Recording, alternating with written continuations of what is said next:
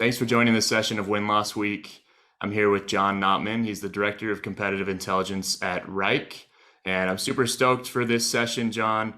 You're going to be talking today, it looks like, about product marketing and competitive intelligence walk into a bar. So I'm a little curious about the punchline to this joke. So I'm anxious to see what you've got for us today. But thanks, John, for your time and joining us. And I'll turn it over to you. Great. Trenton, thank you so much. This is my second Win-Loss Week. I'm really happy to get a chance to present again. Thanks for hitting me up.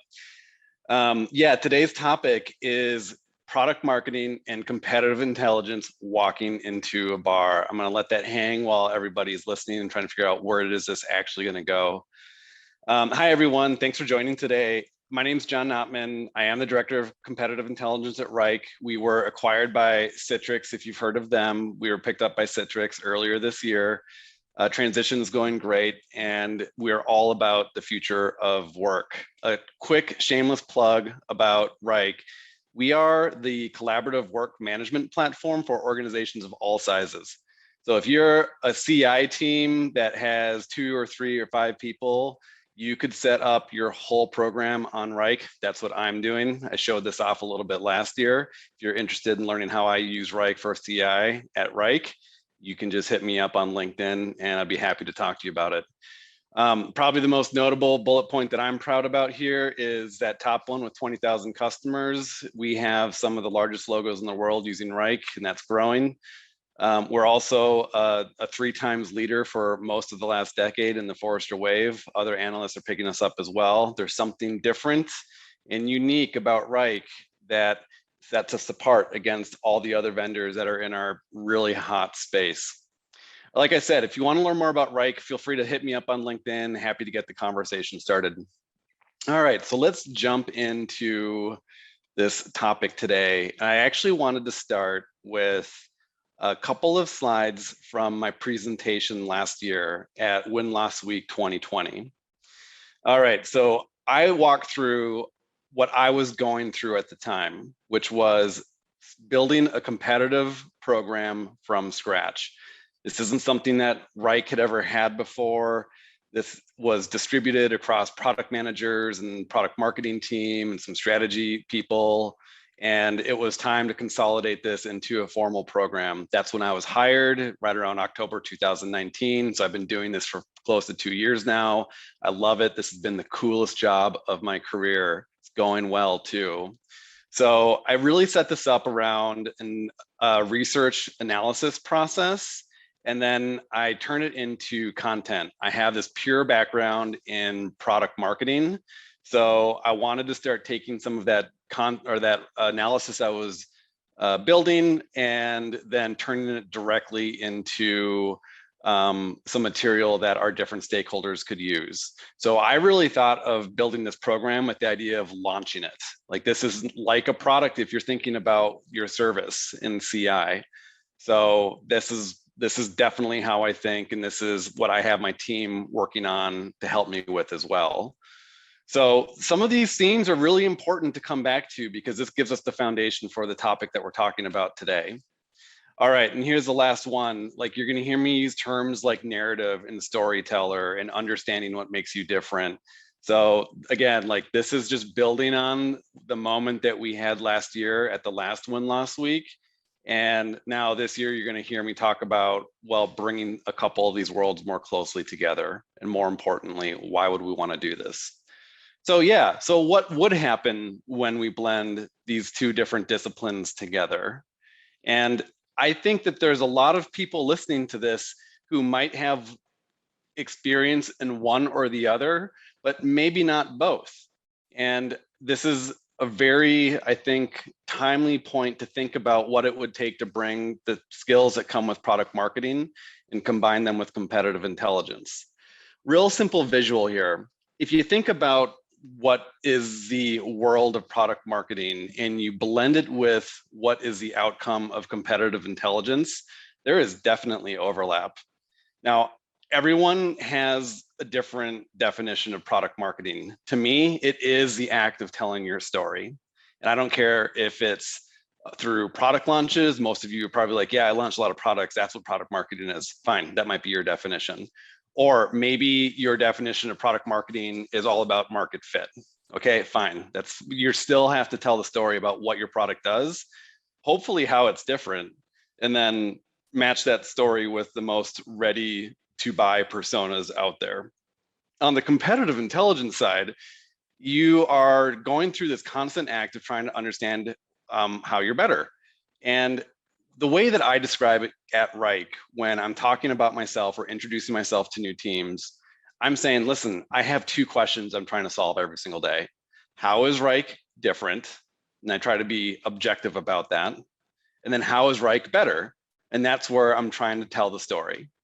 And that middle part here is what we're calling now something called full funnel competitive marketing. That answer in the middle is about bringing these two disciplines together and now turning this into something that we can bring to market. This is going to be explained here in a couple of slides. So let's just jump in and go through this.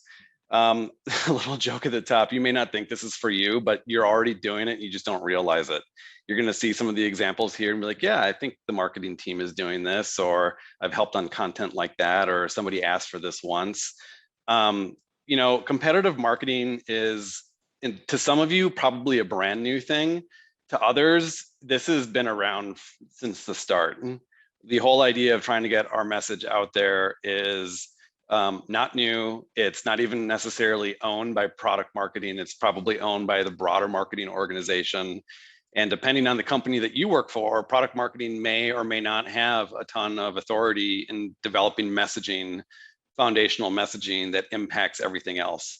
At Reich and in roles that I've had in my career, when I've been in product marketing, which has been for over a decade now, we've always talked about foundational content and then trying to get it through all of our different channels.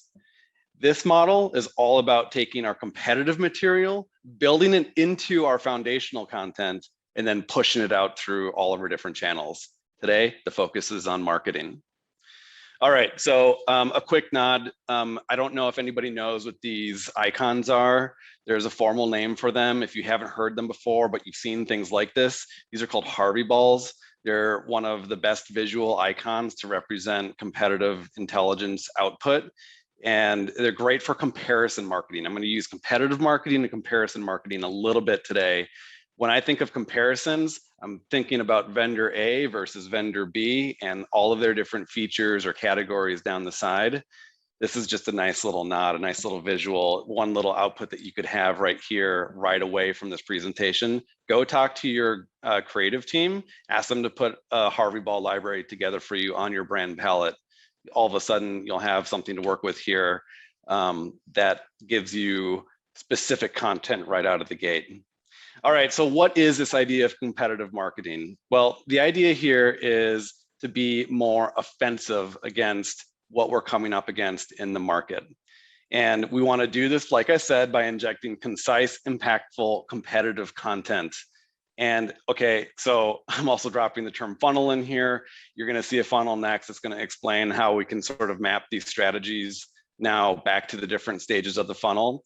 And this is by the way, this is something real. This is not just theory. We're doing this right now and it's working. So if you need a new framework to add to your repertoire, or if you're trying to connect the dots of your competitive intel to other teams, the next few slides, you got to pay attention. This is how you're going to do it. All right, so why would we do something like competitive marketing? Okay, quick reality check. If your buyer has alternative products, then you can influence their purchasing mindset. And if you're familiar with win-loss and you have a longer deal cycle, you probably don't find out about a competitor that's really being evaluated till somewhere in the sales funnel. You're probably not even thinking like marketing funnel. So the idea here is that we want to influence buyers well before they even get turned into SQLs. All right. All right. And so the hypothesis for us is that we think that our competitive campaigns will lead to actual revenue growth. And we think that the main mechanism behind this is the bet, is that we have our MQLs that convert to SQLs that convert to closed won. And we think that the competitive content we're creating will improve that whole cycle, So by the time that a marketing lead is talking to a salesperson, they're more educated about the different offerings in the space, and more importantly, what makes them different. And then hopefully you've got your value messaging in there as well. All right, so there are more benefits to doing this than I can fit on this slide. One of them is that if you build the narrative collectively, this was something that was actually on one of my first slides a few minutes ago about Win-Loss Week 2020. If you build these narratives collectively across a team, you'll soon have an organization that also knows your differentiation better. I bet if you walked around and talked to your copywriters or to your demand gen team or your customer success or anyone else, that they probably don't really know all of the points you know about what makes your company stand out. Okay, well, if you build a narrative collectively, it'll bring everybody up to your level or closer to your level of understanding, okay? All right, so I dangled the funnel in front of you. This is the funnel that we're using, and the whole idea is putting the win-loss intel that we're getting through companies like Close that are helping us to work. We want this information to work for us. We don't want it just to get cobwebs in some corner of our company. All right, so this funnel may not look like your funnel. That's fine. Think about this as top of funnel, middle of funnel, bottom of funnel. And if I just start walking through this, like we have 3 main sections. Like for top of funnel, we really want to deter customers from competitor funnels. That's the point up here. There's ways to measure this, and there's actual content that we can pull together that will help influence this. All right, so if we go down now, we want to disqualify in the middle of the funnel. Any potential competitors are out there as a buyer is going through their purchasing decision. They're now at this point where they're like, okay, like I'm getting more serious. I might have budget ready. I might be price conscious. They might not even know what their main evaluation criteria are yet, but they're getting closer. All right, they're definitely looking for more information. We use our analyst reports at this level. We think those are great all across the funnel, but right in the middle here, once people are starting to get more serious, we tend to notice that there's more requests for third-party content to validate the claims that we're making. So by the way, if you don't have AR analyst insights built into your competitive intel program yet, add that to it, because that will help your message get some validity when you actually take it out to the market. All right, and the last one at the bottom is to defeat. Yeah, so these are the 3 Ds that we're running with: deter, disqualify, and defeat. Now, the bottom of the funnel here, this is when the rubber hits the road. And this is when, like I said, the MQL turns into the SQL. It's at this point that we're gonna have those marketing qualified leads start turning into sales leads that are being worked in the sales funnel. If you're using Salesforce or something, whatever your CRM is, but this is that point where you're probably starting to see opportunities pop up in Salesforce. All right, so like things that we really do, we have comparison brochures that we tie to ABM campaigns.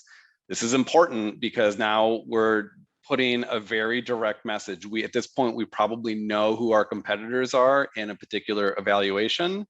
And now we can put some ABM around it and then start hitting the different stakeholders that might be related to the deal. This is working. This is actually working. All of the things here are anonymized versions of things that we're doing here at Reich. All right, before I move on to the next slide, I just want to give a shout out to a new team member on my team, Molly Jones. I know that you signed up for this because you wanted to see what I was going to present. I just want to say thank you. This is what I tasked you with, was pulling together how we build out competitive marketing based on the idea that I have.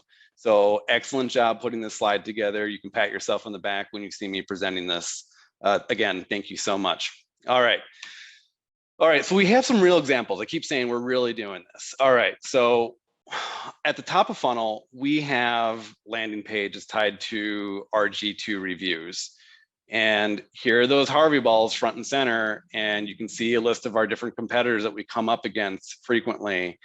We're not going to talk about how to build a strong comparison table today, especially if you're coming at it trying to show your strengths. You can see that Reich is stacked here with all the things that we're really good at out of the box. Just be prepared to talk about this if people are starting to question it. Again, you can validate this by also including any third-party analyst content that you have. You can build it internally, or you can add different data points to this to make it more verified. So this is real. You can go find this on our website if you want to poke through it and see it a little bit more closely. All right. We also do things like targeted SEO ads, right? So like this is, you can get your content in here. Again, right now, this is generic, but you can go in and actually see our competitors do this to us. We do this to our competitors. This is probably something that your company is already doing. But if you put a competitive marketing plan together, one thing you can do is audit your competitive messages. And that will take, some time, but it is very doable. There's probably less of it than you think, but there's probably some of it already happening in your company. So you might want to audit your ad verbiage and just see, is it really landing? Is it detailed enough? Is it specific enough? Is it catchy enough? Have an opinion on it. All right, and then, like I said, at the bottom of the funnel, this is an example of a comparison brochure where we put everything into a brochure, we print it out, like, yeah, seriously, we print it out, we put it with a box of goodies, and then we send it like old school snail mail to the company that's doing the evaluation. Now, not only is this what we're looking at really beautifully designed, but look at all of the content that we have in here. We're combining customer testimonial. We're combining different case studies. We have another comparison table featuring our strengths. We have some metrics in there as well. It's all on brand. So yeah, do you think this lands? It absolutely lands. And this is an example of how we go from that research that comes out of competitive intelligence that turns into foundational content that now turns into market-ready content that's actually influencing deals. Again, that's to me the whole point of all of this. All right, so that's it. That's it. If you need to see some of these slides over again, you have access to this presentation. At this point, I just want to go through some closing thoughts and some things to consider as you decide if you want to build a competitive marketing program as part of your CI. All right, so first of all, you're going to want to think about tone of voice. All right, when you're coming at a competitor, it's easy to come out swinging, but remember, what you say inside your four walls, it's not necessarily what you would say when you're talking to a broader market. So absolutely understand your tone, and don't let like the brand police say, no, we're not doing this. Help them get to, yeah, we're going to do this, but we need to say it in a specific way. And if we're going to call out any competitors, let's back it up with things that we can point to, like clickable things that we can point to. So we're covered from that perspective. It's relevant. There's so much noise in this world today. Don't necessarily add to it, but at the same time, you can absolutely be part of helping your prospects go through their evaluations. So don't shy away from this. Just know this is a risk of having a competitive marketing program. And like I said, accuracy matters. Be ready to like back up the claims that you're making. This is where your research needs to be tight. Like be able to point to, if you're going to make a claim about a competitor, show your research. Like don't hide behind it. Say like, this is what I can see based on the research that we have that's publicly available. This is how I can make this claim. And this is where like I use my win-loss interviews with Closed. I have a folder in, like I said, I run this whole program in Reich. I have a folder with all my win-loss interviews, and I can go back and be like, hey, yeah, this customer said when they did their evaluation against this competitor, they're like, these are all the things that we found lacking. And so then I go research it. And now I tie these pieces together, and it just makes my my body of content even stronger. So just remember, like, you are putting this out into the world. Don't just like half-ass it. Really put some effort into it. All right, comparison marketing. I already dropped this a little bit earlier, but this is something, don't forget about this. Competitive marketing is when you're thinking about that competitor. Comparison marketing is when you're thinking about exactly those features that you're trying to compare side by side. This goes back to those questions that I said that I introduced myself around. How is Reich better? How is Reich different? The how is Reich different part is basically how it's the question of describing comparison marketing. Get to those differentiated messages, which, by the way, if you're thinking about differentiation and product marketing, I was just telling Trenton before we started this presentation that there's so many product marketers out there who aren't very good at differentiation. It's usually the last thing on their list. There's message and persona, and we're probably working out of frameworks and making sure that we're going after the right target audience and understanding features and benefits. So comparison marketing or differentiation usually comes late in the game, but this is where competitive intel and product marketing can really join forces. All right, like I said, use those case studies. All right, this is actually competitive marketing at its core. They're helping evangelize your product and your company. So bridge that gap, add some additional reasons why. A great interview tactic, if you're actually part of helping build customer stories, ask the customer what they used before and what were their pain points and why did they decide to move to something else. Those are all questions that will open up answers around why they felt like something was better than what they were using. So definitely use these. These will help validate your claims in somebody else's voice, not just your own. Okay, make reasonable claims. Don't like be bombastic. Do not say like a competitor who can clearly do something, but it's not on their website for some reason. Don't don't put them in a place where they can defend pretty easily. So be real. It'll add validity to your own claims. I run Deal Desk as part of our competitive intel program. And I definitely have to make reasonable claims when I'm talking to real life prospects, and they'll catch me on it. But I also am not shy at all with leading with our strengths. Like I said at the start, Reich can do things that our other competitors cannot. And it's part of my job, along with many other people at our company, to get that story out there.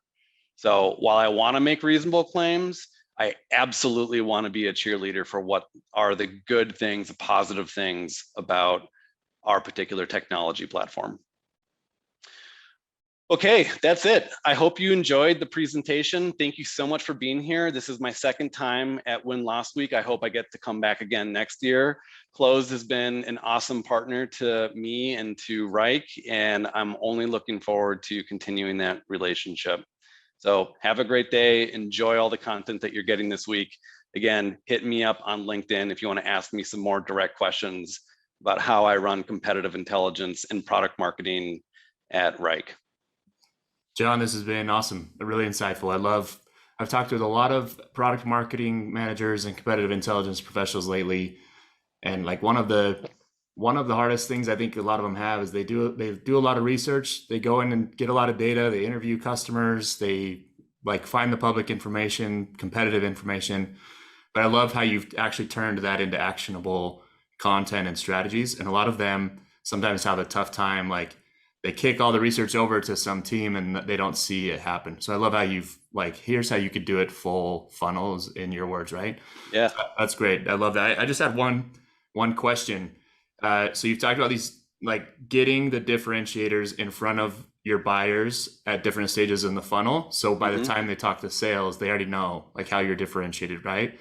How do you prioritize? Like, how do you prioritize that communication to buyers of your differentiators? Is it like, let's make sure it's front and center on our homepage, on our website? Do you have like automated emails that go at different stages of funnel? Like how do you guys make sure and prioritize that communication is being sent? Yeah, so yes, we think about are different channels. So we all have these same ones, by the way. We're not different. If you're listening to me right now at this point, we're not different here. We have our websites, we have any type of printed collateral, we have any type of email outbound. We have different digital places, like a website that's somewhere else. Like maybe it's like like you have an ad that's on like Forbes.com or something like that, or CIO.com or whatever. That's a chance for you to get your messaging there. So at top of funnel stuff, it's more broad. Like you saw that how we went down the funnel at the top, it's a broader message. And so it can be a little bit more distributed across the market. As we go down, we get more specific. So when we get to the middle of the funnel, I start looking for any information that we have about that buyer. So if they have a particular title, like we see everything from like literally everything, like a project manager, which is obviously very obvious why they would be looking at Reich. Sure. Less obvious would be like a director of marketing. Right. So why would you be looking at Reich? Well, we have a story for you, and we also know how we compare for that director of marketing against other vendors that they might be looking at as well. Gotcha. So that's how we prioritize the content. Does that make sense, Trenton? Yeah, I actually love, and everything you've talked about today, it's one thing I've taken away from this and really love, is all of it is very buyer/customer focused, right? Yeah. Like even your content, you're basing it on actual stories from customers. You're not just like saying, this is how I think we're differentiated. You're saying this is how the market is saying we're differentiated, right? Which is awesome. And then I love that you're prioritizing that communication by persona and audience and what stories make sense to them. That's great. Like I said, this is why we did the session. There's a lot of things that bring competitive intelligence and product marketing together in the way that we activate those messages to the external market, to the rest of the world. It's a really cool output, and I'm really glad that we're doing it. Yeah. Well, great. John, thank you so much. As he said, if anybody wants to talk deeper with John about competitive intelligence or Reich, hit him up on LinkedIn. I'm sure I'll be tagging you here and there when I've got questions about competitive intelligence as well, John. I'd love to have you jump in on the conversation on stuff. Heck yeah. Love it. Awesome. Absolutely. Great. All right. Take care, all. Thanks so much. Bye.